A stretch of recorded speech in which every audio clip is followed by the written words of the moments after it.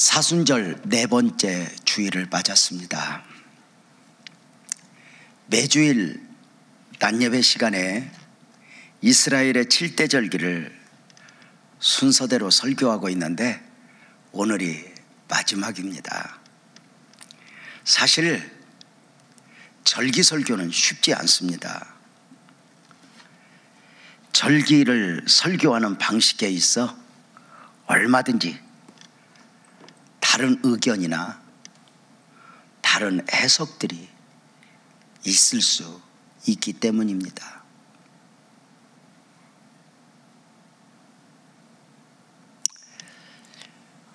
그래서 절기 설교를 듣느라면 순간 설교하는 설교자도 내가 너무 추상적으로 설교하고 있는 것은 아닐까 하는 염려도 있습니다. 그러하다 보니 잘못하면 우리들이 다른 절기 설교와 비교하며 저 목사님은 왜 저렇게 설교할까? 우리 목사님은 하며 은혜를 받기보다는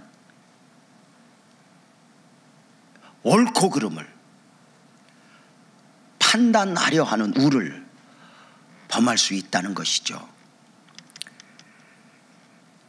중요한 것은 이 절기 설교 속에서 아멘 합시다. 예수 그리스도를 말하고 있냐는 것이요. 예수 그리스도의 복음을 말하고 있냐는 것이요. 그 복음의 은혜를 우리 모두가 입고 있냐는 것입니다. 특별히 영상으로 예배하는 기간 동안 이렇게 절기 설교를 하게 돼서 죄송해요.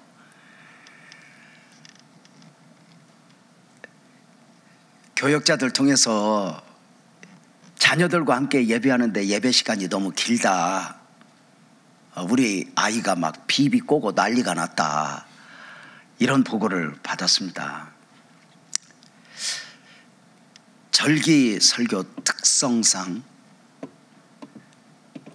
그 설교가 길어질 수밖에 없거든요. 그동안 인내함으로 함께 해주신 성도님들께 감사드리면서 희망이죠. 오늘이 마지막입니다.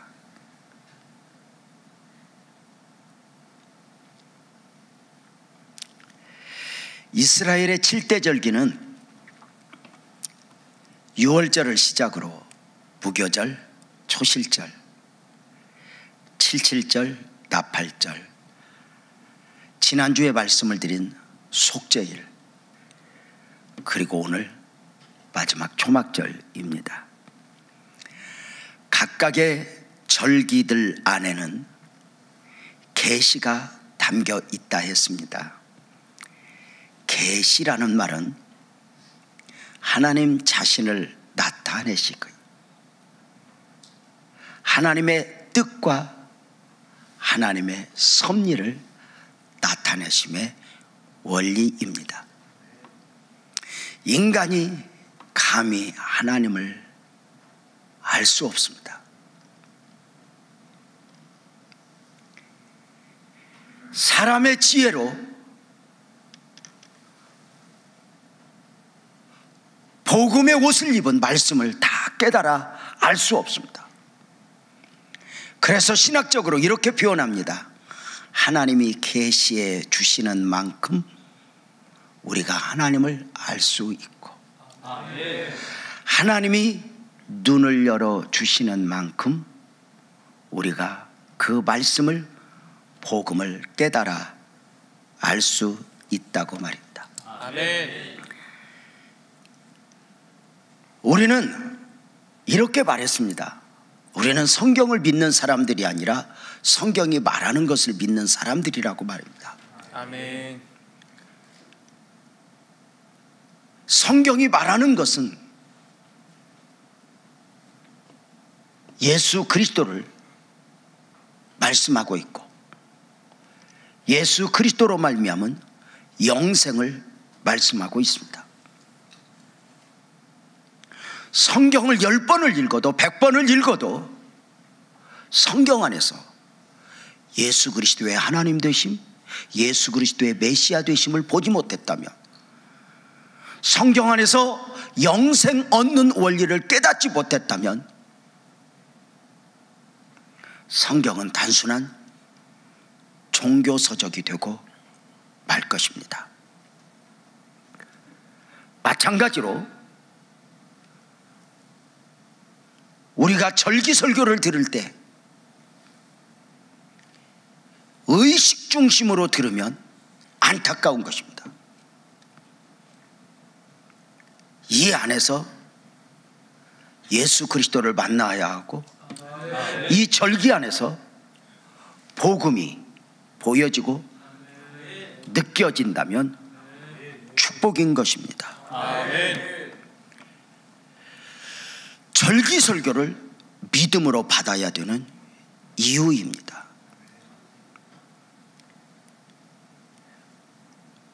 믿음으로가 아니면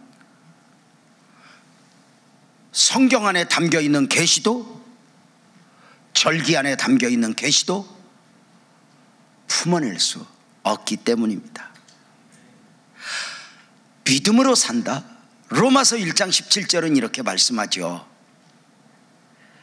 복음에는 하나님의 의가 나타나서 믿음으로 믿음에 이르게 하나니 기록된 바 오직 의인은, 죄 문제를 해결받은 사람은, 구원을 받은 사람은, 복음을 깨닫고 품은 사람은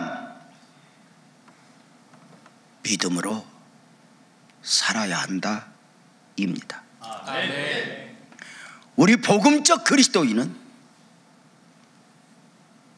힘이 없어서가 아니라, 미련해서가 아니라, 가난해서가 아니라, 병들어서가 아니라, 아멘 합시다, 믿음으로 사는 사람들입니다.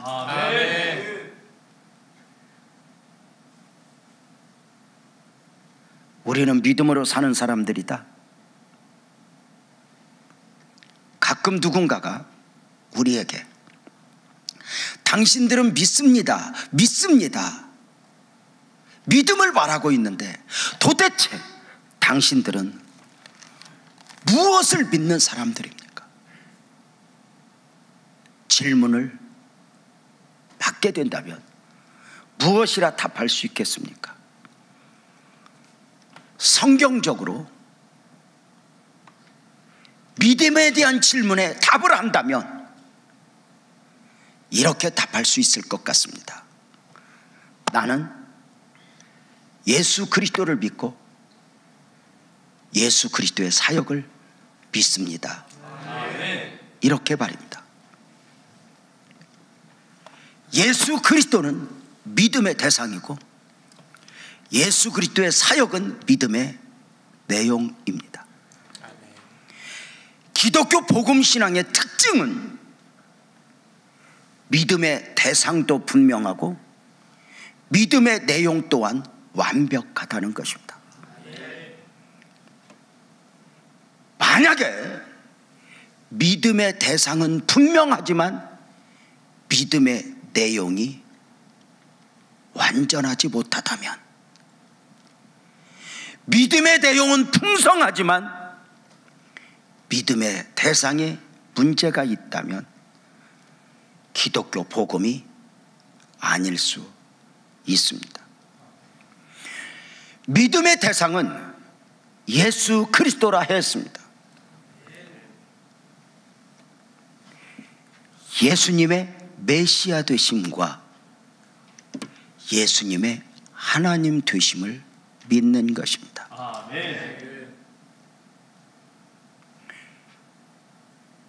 베드로가 주는 그리스도시요 살아계신 하나님의 아들입니다 고백할 때 우리 주님이 바요나 시몬아 내가 복이 있구나 말씀해 주셨습니다.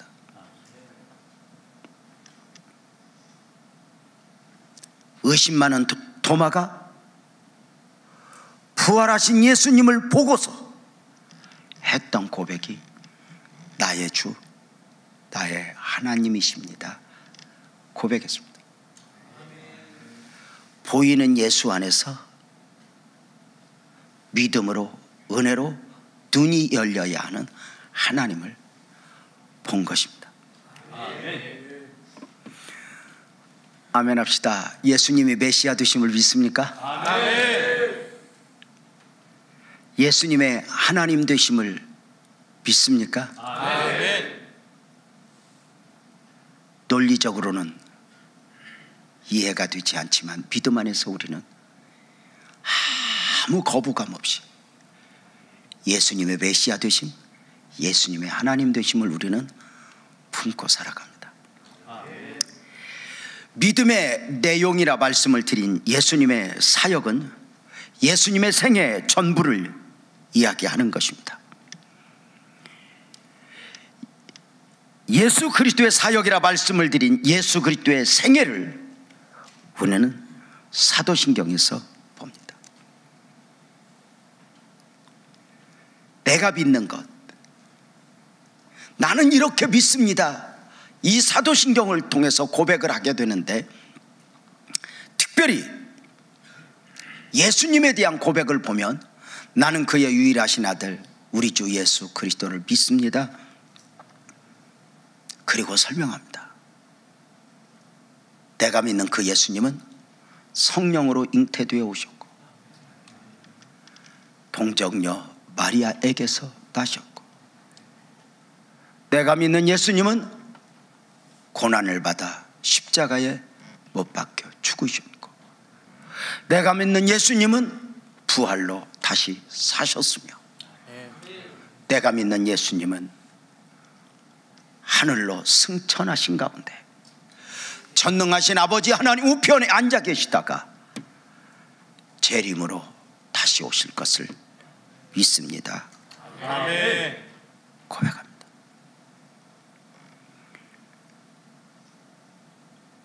이 예수님의 생애를 사역이라는 이름으로 내가 믿는다고 고백할 때, 이 예수님의 생애를 역사적 사실로 인정한다는 차원이 아닙니다. 내가 예수님을 믿는다 할 때, 예수 그리스도의 사역을 믿는다 할 때 중요한 것은 그 사실을 사실로 인정하는 차원을 넘어 오늘을 살아가는 나와 무슨 상관이 있냐는 것입니다.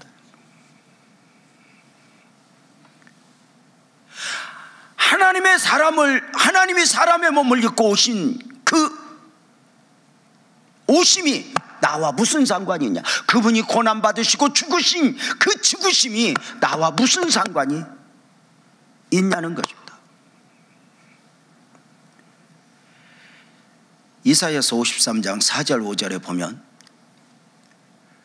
그는 실로 우리의 질고를 지고 우리의 슬픔을 당하였거늘 우리는 생각하기를 그는 징벌을 받아 하나님께 맞으며 고난을 당한다 하였노라. 우리의 오해이죠. 그러나 깨달았어요. 그가 찔림은, 이렇게 읽겠습니다. 오해하지 마십시오. 그가 찔림은 나의 허물 때문이요, 그가 상함은 나의 죄악 때문이라. 그가 징계를 받음으로 나는 평화를 누리게 되었고, 그가 채찍에 맞음으로 나는 나음을 받았도다. 이사야가 예수님의 사역에 대하여 예언한 내용이니, 예수님의 그 사역은 시간과 공간을 초월하여, 아멘 합시다, 오늘의 나를 위함이라는 것입니다. 영상으로 예배하고 있는 성도님들, 자녀들과 함께, 그리고 이 예배당에서 예배하고 있는 우리 목사님들, 장로님들, 한번 따라서 합시다. 나를 위해. 한 번 더요. 나를 위해. 제가 예수님의 생애를 가지고 질문을 하면 이렇게 큰 소리로 답을 해주시면 되겠습니다. 묻겠습니다. 하나님이 사람의 몸을 입고 오신 이유는? 나를 위해. 그렇습니다. 나를 위해. 사람의 몸을 입고 오신 예수님이 고난받으사 죽으시고 부활하신 이유는? 나를 위해. 승천하신 예수님이 하늘 보좌 우편에 계시다가 재림으로 다시 오시는 이유는? 나를 위해. 나를 위해 오신 주님, 나의 죄를 위하여서. 표정이 별로군요. 사실 저도 이렇게 혜성이처럼 노래를 잘 했으면 좋았을 뻔했다 하고 기도했던 적도 있어요. 제가 노래를 잘했으면 얼마나 잘난 체를 했겠어요. 그래서 아예 하나님이 너 이놈 하고 묶어둔 것 같아요. 나를 위해 오신 주님, 나의 죄를 위하여서. 내가 믿는다는 것은 인정한다는 것이 아닙니다. 오늘 나와 무슨 상관이 있냐는 것입니다. 이 예수 그리스도의 복음이 나를 위한 복음으로 자연스럽게 믿어지면 은혜요 축복입니다. 요한복음 1장 12절은 말했죠. 영접하는 자 곧 그 이름을 믿는 자들에게는 하나님의 자녀가 되는 권세를 주셨으니 이는 혈통으로나 육정으로나 사람의 뜻으로 나지 않냐고. 아멘 합시다. 오직 하나님께로서 난 자들. 아멘. 하나님이 눈을 열어주셔야. 아멘. 그 믿음이 어느 날 내 안에 선물로 품어졌다. 이것이 얼마나 큰 축복일까. 그런데 그 복음이 절기 안에 담겨 있다는 것.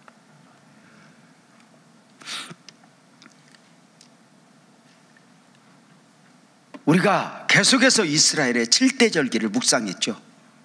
외우고 계세요? 첫 번째 절기 6월절에는 6월절 어린 양으로 오신 예수 그리스도의 희생을 통한 구속의 계시가 담겨 있다 했고요.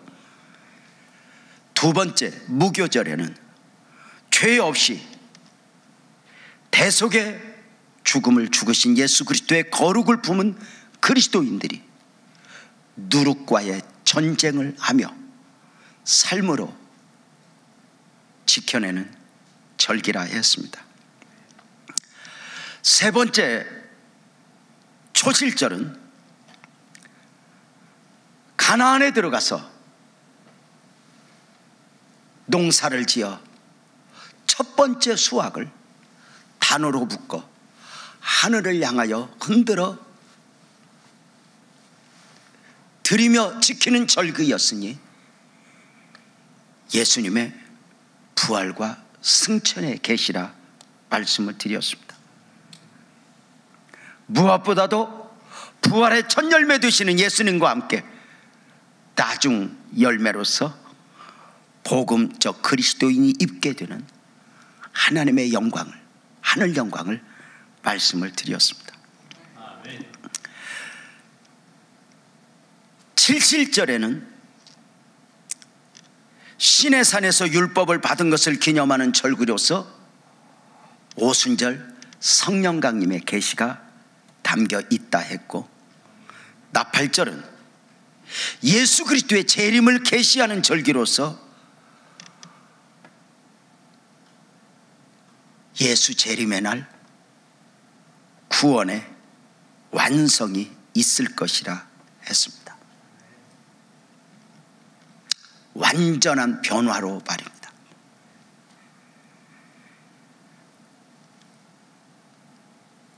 속죄일은 속죄절의 계시로 복음적 그리스도인들이 제사장으로서 누리는 지성소의 영광, 지성소의 축복을 말씀드렸습니다. 오늘은 마지막 절기인 초막절의 계시입니다.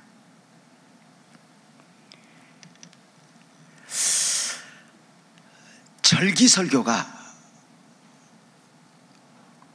어렵기도 하고 절기 설교뿐만이 아니라 사실 구약 성경 전체를 설교함이 쉽지 않습니다.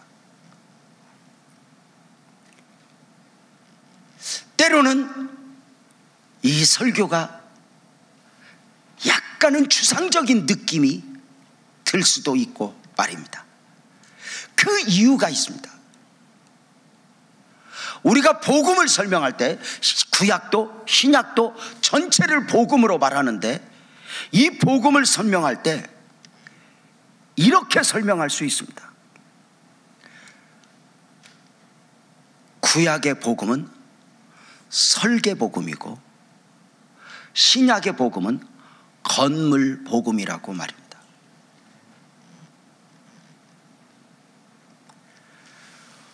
보여지는 건물 안에 이 건물이 지어지기까지 사실 설계 도면은 굉장히 디테일합니다. 그런데 설계한 사람 외에 아주 전문가가 아니면 설계 도면 속에서 건물을 이렇게 추상적으로 그리기는 쉽지 않습니다.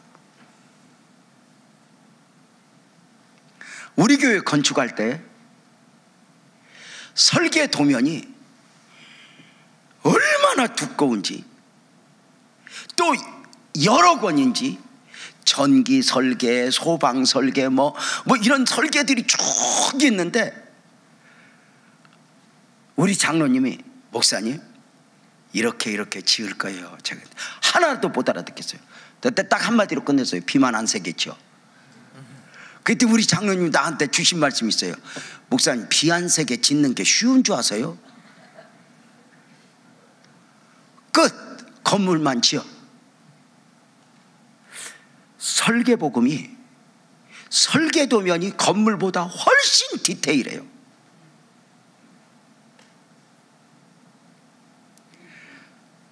그래서 구약 설교가 그렇게 어려운 거예요. 그러나 물론 설계 도면을 모른다 해도 건물에서 사는 데는 지장이 없어요. 근데 언제 설계 도면이 필요하죠? 문제가 생겼을 때. 신약의 건물 복음을 우리가 묵상하다가 설교하다가 이 부분에 어떤 문제가 있지 할 때 구약의 설계 복음을 다시 한번 디테일하게 묵상을 하는 것이 굉장히 중요하다는 것이죠. 전문가는 도면만 보고도 그림을 그리더라고요. 우리 목사님들과 저는 모르죠. 이렇게 아파트 입주할 때도 마찬가지예요. 기대했던 것보다 들어가 보면 왜 이렇게 방이 작아? 왜 이렇게 예배당이 작아? 그런데 가구가 들어오면 또 집기가 들어오면 그제서야 보이게 돼요. 그래서 구약의 복음은 약간은 추상적이고 신약의 복음은 조금은 실제적이라 이렇게 접근할 수가 있는 것이죠. 초막절의 계시라. 초막절은 출애굽한 이스라엘 백성들이 광야에서 40년 동안 장막을 짓고 살면서 받았던 은혜들을 기념하는 절기죠. 그래서 장막절이라 부르기도 해요. 또 가을 추수를 바치고 곡식을 곡간에 들이면서 지키는 절기라 하여 수장절이라고도 불렀는데 오늘의 교회에서 추수감사절로 지켜지고 있습니다. 가을절기로서 나팔절은 7월 1일에, 속죄일은 7월 10일에, 초막절은 7월 15일에 시작되어 7일 동안 지켜지는 절기입니다. 초막절이 시작되면 하나님의 백성들은 모두가 광야에 가서 초막을 세우고 이래 동안 초막 안에서의 삶을 살게 됩니다. 23장 42절 43절 한번 읽겠습니다. 한 목소리 읽을까요? 시작. 너희는 이래 동안 초막에 거주하되 이스라엘에서 난 자는 다 초막에 거주할지니 이는 내가 이스라엘 자손을 애굽 땅에서 인도하여 내던 때에 초막에 거주하게 한 줄을 너희 대대로 알게 함이니라. 나는 너희의 하나님 여호와이니라. 아멘. 하나님의 백성들이 이 초막절 기간이 되면 광야로 나가 초막을 세우고 출애굽한 조상들에게 그 광야 40년 동안 베푸셨던 은혜들을 기억하여 기념하는 절기입니다. 세상의 절기와 다른 것은 세상의 모든 절기는 사건 중심이고 사람 중심입니다. 얼마나 고생했는가, 얼마나 힘들었는가. 그러나 성경적 절기는 사람 중심이 아니라 하나님이 중심이니 하나님이 아멘 합시다. 어떤 은혜를 입히셨는가입니다. 아멘. 믿음으로 사는 사람들이 은혜의 옷을 입고 살아갑니다. 이런 말씀 드렸죠. 은혜 부자가 진짜 부자라고. 한번 따라 씁시다. 은혜 부자가 진짜 부자다. 은혜 부자가 진짜 부자다. 그러면 은혜를 보고 은혜를 바랄 수 있다면 축복이 아닐까? 아멘. 초막절을 지키는 방식이 있어요.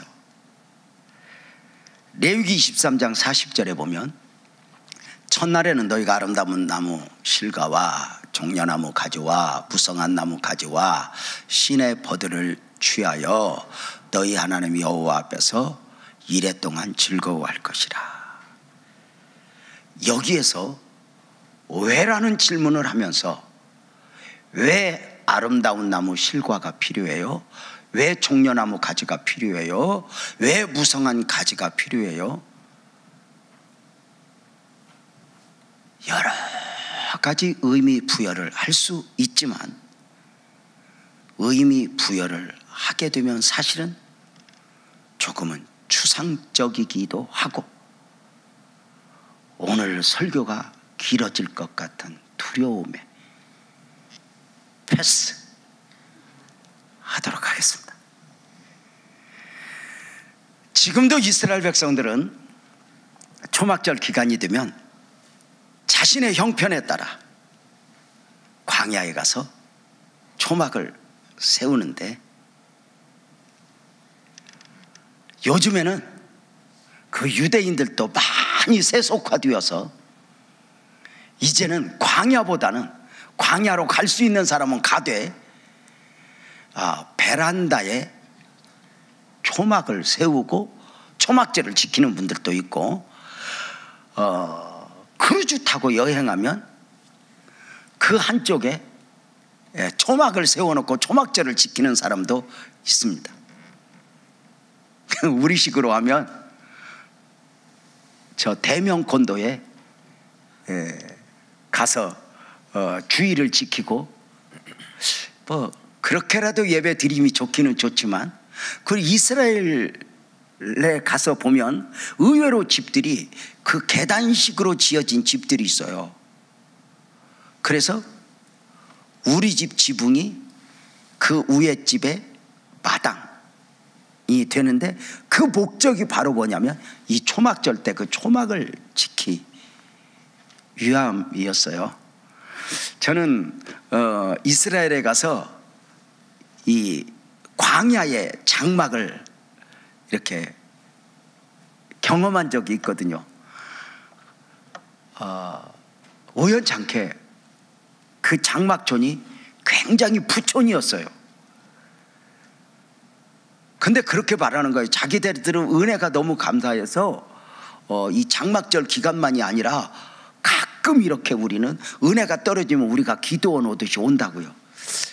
그래서 장막에 들어가서 내가 깜짝 놀란 것은 말만 장막이지 그 안에 모든 살림 가재도구가 TV까지 다 있어.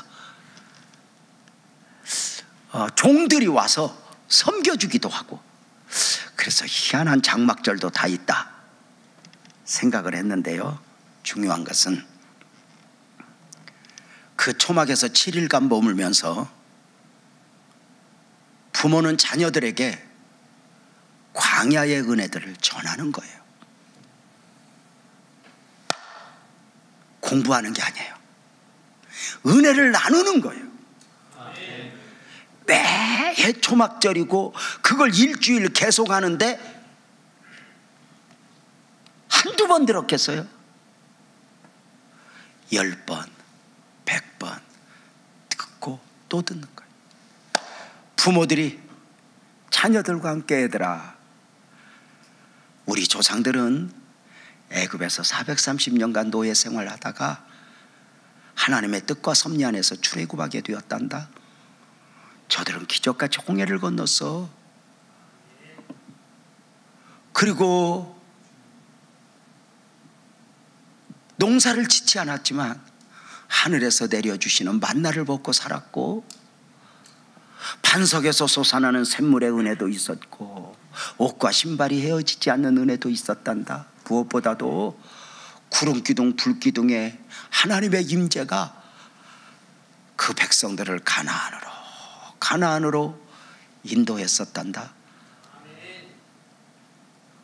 부모는 아이들에게 은혜를 이야기하며, 아이들은 그랬어요 아버지, 그랬어요 아버지, 늘 처음 듣는 것처럼.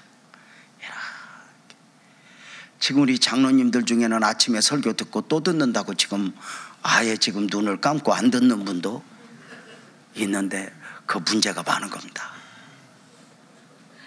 설교는 공부가 아니라 은혜를 먹는 겁니다. 그래서 듣고 진짜 은혜는 더 들으면 감사지, 그렇게 껌뻑껌뻑은 회개를 해야 됩니다. 금방 코로나19가 어쩌면 초막절 기간이었으면 좋겠어요. 합력하여 선을 이루시는 하나님이 아마도 이 코로나19가 마무리되면 많은 것에 변화가 있을 거예요.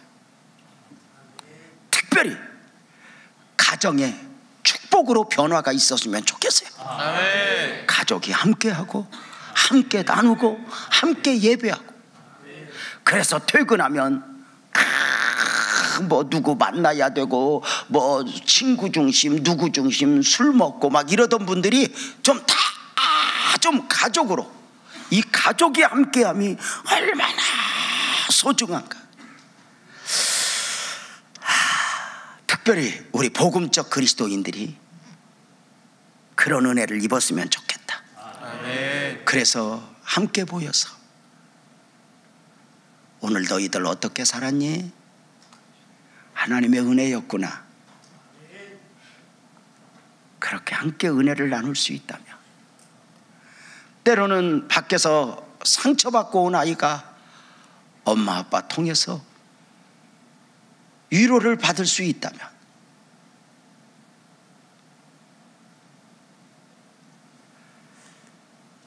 밖에서 사업하고 일하느라 지친 남편이 아내에게 위로를 받을 수 있다면,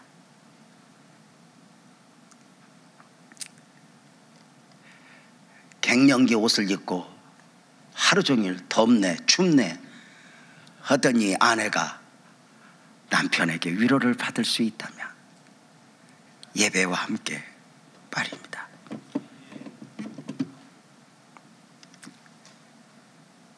초막절은 축제 중에 축제로 드려집니다. 여기서 이런 의문을 가질 수 있습니다. 험한 광야에서 초막을 짓고 어쩌면 조상들의 고통을 삶으로 경험하는 것인데 어떻게 이것이 축제 중에 축제가 될 수 있냐고 말입니다. 중요한 게 있습니다. 이 초막절은 많은 절기가 그러하지만 특별히 초막절은 과거에 베푸신 은혜를 기념하는 절기임과 동시에 영원적 계시가 담겨있기 때문입니다.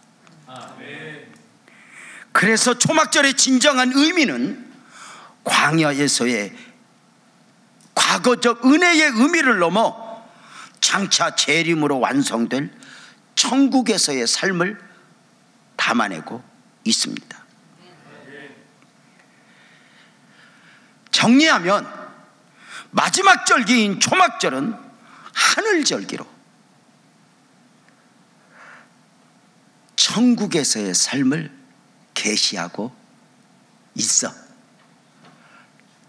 저 개인적으로는 이 초막절을, 이 장막절을 이렇게 말씀을 드리고 싶습니다. 우리 성도님들 아멘 해 주십시오. 초막절은 천국절이다. 아멘. 이렇게 말입니다. 초막절 기간 동안 가족들이 모여서, 이웃들이 모여서 과거의 조상들에게 베푸신 은혜를 나누었듯이 우리들도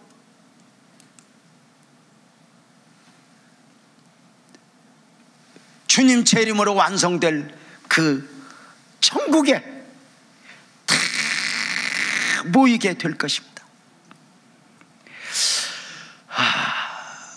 장로님들, 영상으로 예배하는 성도님들, 제가 천국에서 바로 메시지 띄울 것입니다.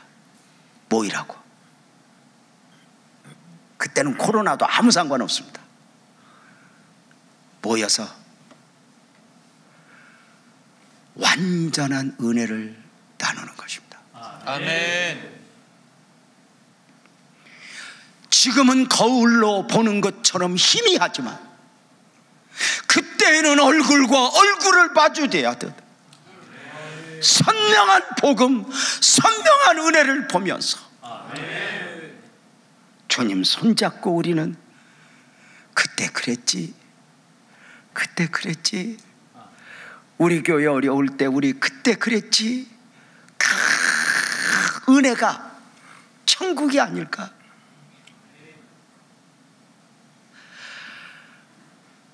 우리 복음적 그리스도인들이 세상을 살아가는 동안에는 육을 입고 살아가니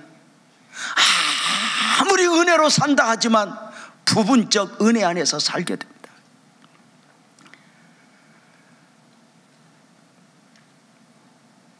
근심도 있고, 아프면 어떡하지? 이러다 쓰러지면 어떡하지? 은혜를 바라지만 이런 염려들도 있고, 우리 아이들은 잘 살까? 결국은 은혜이지만 이런 염려들 속에서 은혜를 나누지만 그날에는 왜 그때 아파야 했는지, 그날에는 모든 것이 선명해진 가운데 은혜를 나눌 수 있는 것 아닐까? 아까 특송한 우리 혜성이는 아버지를 하늘나라에 몇 년 전에 보냈어요. 많이 울었죠, 우리 함께. 우리는 그 앞에서 외요했어요. 근데 우리 언젠가 하늘에 가면 그때 우리가 이것을 몰랐구나. 완전한 은혜, 그 은혜를 눈으로 보며 우리가 이 땅에서 믿음을 지키느라고 눈물을 흘리고 이 땅에서 버거운 가운데 하나님의 사람으로 사느라고 아팠던 것들을 주님이 그 눈물을 닦아주시며 손으로 만져주시며, 그때에는 모든 해답을 다 얻은 가운데 깊은 은혜를 누리게 되죠. 지금도 우리는 은혜로 살지만 때로 덜컹덜컹해요. 누가 아프대요, 누가 힘들다네요, 코로나19 때문에 어떡해요. 목사지만 제가 해줄 수 있는 게 아무것도 없어요. 강단에서 통곡을 하고 울어봐요. 하나님 어떡해요.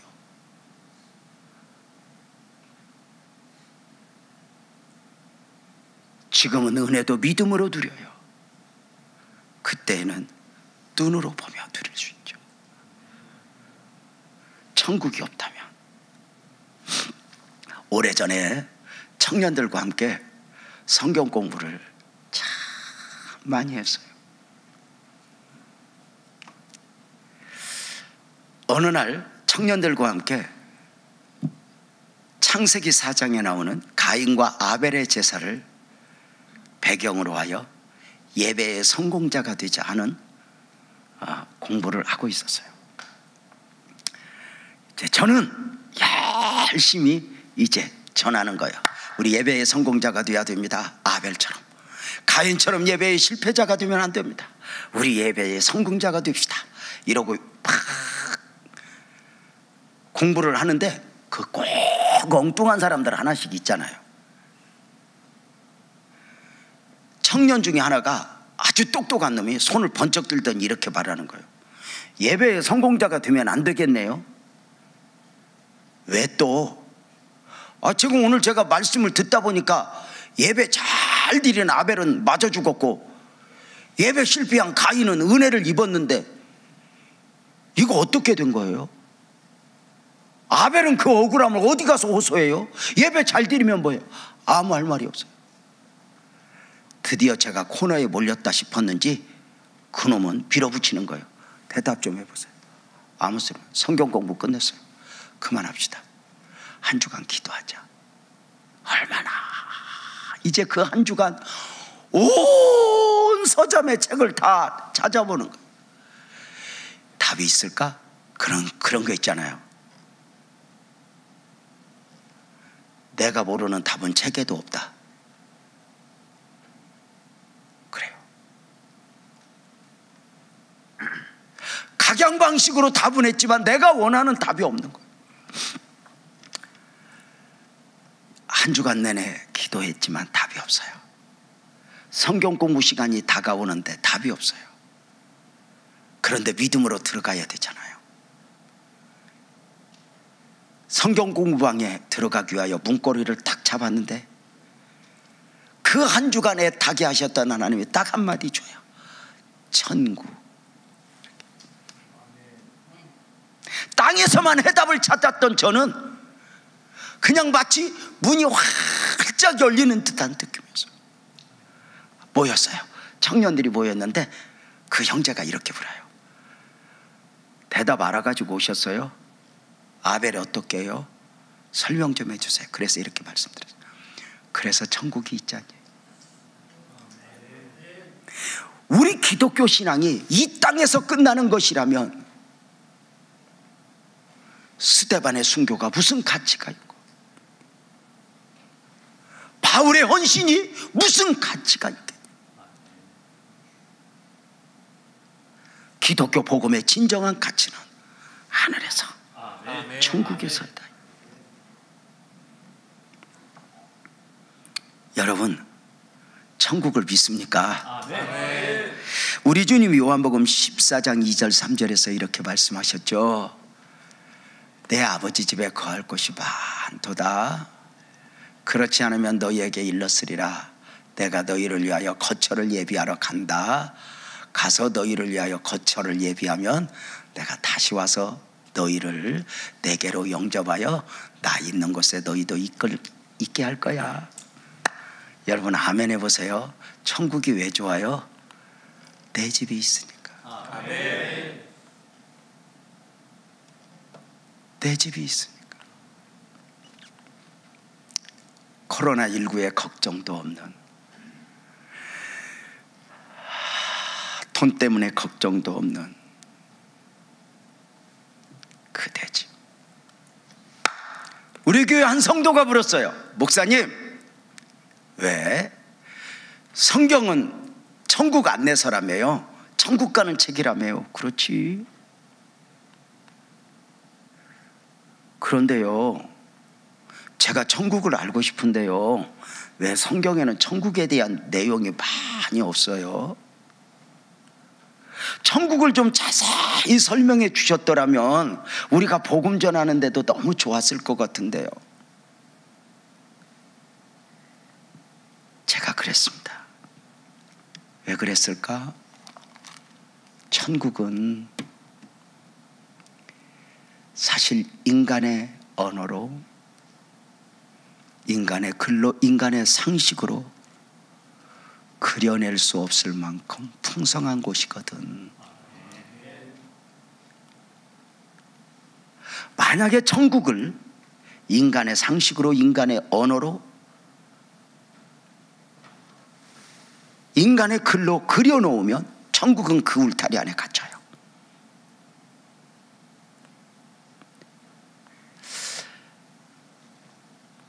사실 인간의 모든 이해는 상식을 바탕으로 있어지는 것 아닐까? 상식 이상의 문제는 믿음으로 신뢰로 살아내는 것이죠. 아이들이 경제지표, 경제에 대한 상식 전혀 없어요. 그러나 사는데 지장 없어요. 딱 하나만 붙들면 돼요. 나 우리 엄마 아빠 떨어지면 안 돼. 요거만 해결되거든요. 저는 목사로서 살아가지만 의학적 상식이 별로 없어요. 내가 먹는 약에 어떤 성분이 있는지 잘 몰라요. 그러나 의사 선생님이 처방해 준 대로 의사 선생님을 신뢰하니, 또 약사 선생님이 약을 지어준 대로 두려움 없이 먹어요. 알고 싶을 때가 있어요. 이 약이 뭐예요? 그럼 의사 선생님이 그 성분을 다 펼치면서 이 약에는 뭐가 들었고 티코마 이건 방언으로 해주면 내가 방언 이상으로 알아들을 수 있을까? 못 알아들어. 천국은 아멘 합시다. 믿음으로 품고 믿음으로 가는 거예요. 아멘. 인간의 언어로 표현하면 실컷해야 물질주의에 매여 있는 이 상식 안에서 천국을 그리게 돼요. 쉽게 표현하면 황금집. 천국에 천국 가면 금으로 만든 집에서 산대. 여러분, 금으로 만든 집보다 흙집이 훨씬 좋아요. 금으로 만든 집에서 산대. 언젠가 우리 그런 예화 있었죠. 어떤 장로님이, 믿음 조금 부족한 장로님이 천국 가면 어떻게 할까 걱정이 되어서 이 땅에서 자기 재산을 정리해서 금으로 다 바꿔서, 금은 어디 가나 동하니까 금으로 다 바꿔서 가방에 차곡차곡 담아 이제 임종을 준비할 때 물었대죠. 장로야, 너는 왜 그렇게 금덩이를 지금 가방에 담고 있니? 천국 가서 쓸 것을 준비하느라고요. 그냥 가라. 믿음으로 살았으니 믿음으로 가라. 그래요. 그렇지만 믿음으로 살아도 좀 준비하는 건 나쁜 게 아니잖아요. 그냥 가면 좋겠는데. 아니요, 나는 좀 가지고 갈래요. 준비가 철저한 사람이거든요.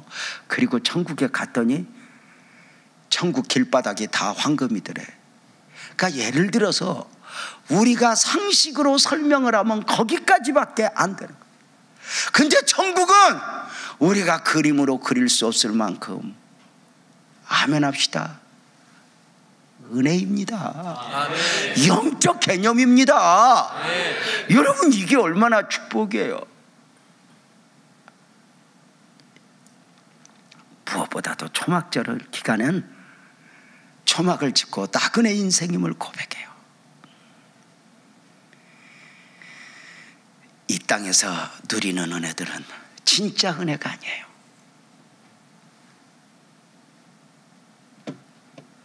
광야가 은혜일 수 있는 이유가 뭘까요?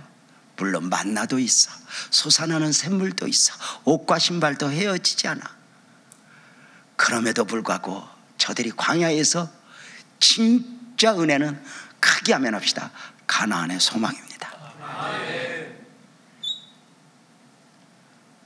우리들도 이 땅에서 많은 은혜를 누려요. 사실 저는 이번에 코로나19 이게 문제가 터지면서 우리나라가 이렇게 좋은 나라인 걸 다 새삼 품게 되었어요. 따라서 합시다. 우리나라 좋은 나라. 이건 뭐 애국가, 이건 무슨 이게 진짜 좋은 나라야. 어느 순간에 그렇게 가난하고 그렇게 힘들었던 나라가 이번에 새삼스럽게 알게 된 게, 우리나라 사람들이 물론 특별한 경우도 있겠지만 우리나라 사람들은 아픈데 돈 때문에 병원 못 가, 이런 사람은 거의 없잖아요.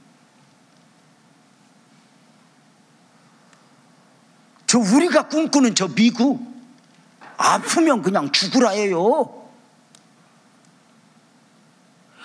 여러분, 이 코로나19로 난리 났는데 이마트 홈플러스에 라면이고 쌀이고 다 사재기 안 하고 있는 나라는 우리나라래. 얼마나 축복이야. 근데 어떤 분이 글을 썼더라고. 우리나라는 평소에 사재기를 한대. 쌀을 6개월 먹을 거 방에 이미 쌓아놓고 냉장고 열면 석 달 먹을 게 이미 들어있대. 막 내년 거 나물까지. 그래서 우리는 사재기를 할 필요가 없대. 아이고, 범사의 은혜인데. 분명한 것은 우리가 이렇게 나그네 인생으로 살다가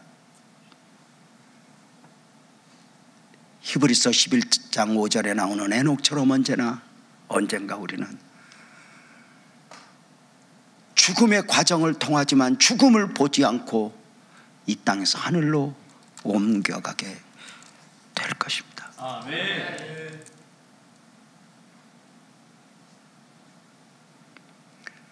그날의 은혜는 온전한 은혜입니다. 지금 이 땅에 나그네 인생으로 육을 입고 살아가는 동안에는 은혜가 온전한 은혜일 수 없습니다.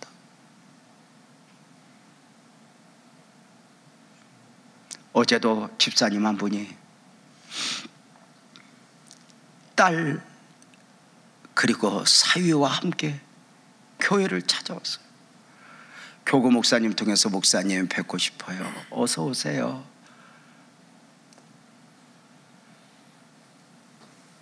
딸 시집 보내면 아무 걱정할 것이 없는 줄 알았는데 딸이 암이에요.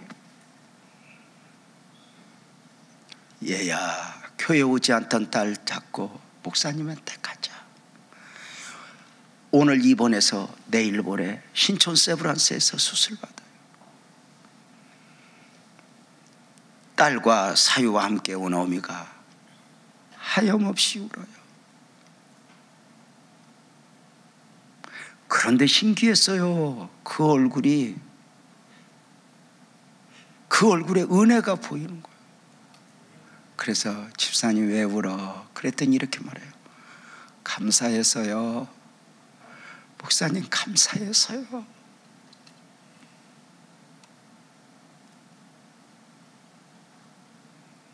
그 아픔 속에서 은혜를 보고 은혜를 말하는, 이 은혜들이 뭐예요? 부분적 은혜예요. 이 은혜들이 뭐예요? 천국을 맛보는 거예요. 사실 우리가 이렇게 예배당에서 예배할 때 진짜 은혜를 받아봐요. 세상에 술 마시고 장구치며 노는 맛보다 달라요. 이 은혜들 경험하면 우리는 기뻐 뛰죠. 감동이죠. 무엇으로 그 은혜를 누릴 수 있어요? 여러분, 교회의 예배, 우리 믿음의 생활은 아멘 합시다, 천국 맛보기입니다. 아멘. 주님이 눈을 열어 그 은혜를 맛보면 우리는 놀라운 거죠. 잘 아시는 대로 변화산에서 베드로는 주님이 눈을 열어주신 가운데 하늘에 들려올림을 받았던 모세와 엘리야를 보게 돼요. 누가복음 9장 33절에 보죠. 거기서 딱 한마디예요. 여기가 좋사오니. 우리 목사님들, 우리 영상으로 예배하는 성도님들 한번 따라해봐요. 여기가 좋사오니. 여기가 좋사오니. 이런 고백 해보셨어요? 진짜 은혜 받고 여기가 좋사오니. 그 은혜 받고 우리 목사님들 된 사람들 아니야? 여기가 좋사오니. 여기가. 나는 가난해도 좋아, 병들어도 좋아, 다 여기가 좋사. 여기가 좋사.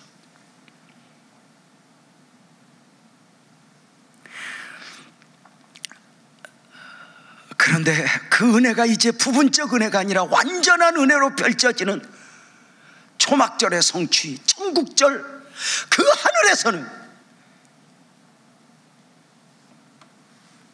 이제는 근심도 염려도 없는 그 나라, 그 은혜를 우리 다 품어낼 수 있어요. 코로나19라는 현실 앞에서 우리가 배우는 거 뭐예요? 이 땅은 천국이 아니야. 아무리 좋은 나라여도 완벽한 나라가 아니에요. 우리가 유럽 얼마나 우리가 환상 속에 살았어요. 미국 얼마나 환상 속에 살았어요. 그런데 정작 코로나19 이 바이러스가 딱 오니까 우리 것이 좋은 것이요, 우리나라가 좋고요. 은혜를 입었더라니까. 유럽이 그렇게 좋은 나라가 아니었더라니까. 우리가 지금은 천국 맛보기의 은혜를 누리다가 때로는 힘들어서 울기도 하지만 그 나라는 그거 다 아무것도 없이 천국에서 그 은혜를 누릴 것을 생각하니, 저는 여러분에게 눈물을 닦아주시고 나사로를 안아주셨던 그 천국을 여러분들에게 이렇게 설명을 해드리고 싶지만 울타리 안에 갇힐까 봐 그냥 좋은 곳이요. 우리의 눈물도 아픔도 다 해답을 얻는 가운데 우리 기독교 신앙의 진정한 가치는 그곳에 있음을 우리 사랑하는 성도님들에게 나누면서 길고 긴 절기 여행을 마치려고요. 은혜가 좋죠? 네. 여러분, 우리 천국에서 만납시다. 천국에서는 영상도 필요 없어요. 마이크도 필요 없어요. 우리 다 은혜 받으면 좋지 않겠어요? 우리 천국으로, 천국 맛보기를 위해서 우리 찬송합시다. 돈으로도 못 가요. 자리에서 일어나서 찬송합니다.